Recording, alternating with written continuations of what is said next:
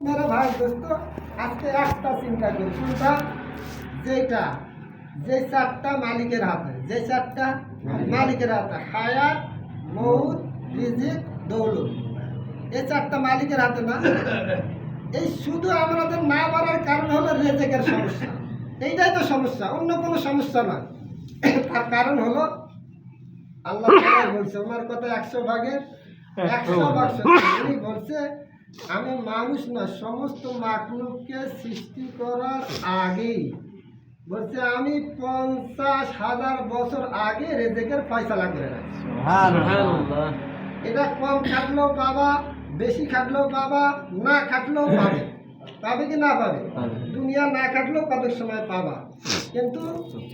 আখিরাত হেদায়েত হলো মেহনতের সত্য তার কারণ হলো দেখবেন ছেলে মেয়েদেরকে বিবাহ দেয় না আমরা বিবাহ শাদী দেই কি না দেই একভাবে এক বেটা দিয়ে বিবাহ শাদী দিছি বিবাহ শাদী দেওয়ার পরে দেখা যায় হঠাৎ করে বেটাটা মারা গেছে সমস্ত সম্পত্তির মালিক কে ওই ওই একাই পাই কি না পায় একভাবে এক বেটি দিলে ওই এক বেটি আমরা সব পাওয়া গেল পাইনি কি না পারি এই দুনিয়া এমন আবার কি আমরা দুই ভাই আছি আমার বাপের সম্পত্তি হলো 10 বিঘা 5 বিঘা করে ভাগ পাইলাম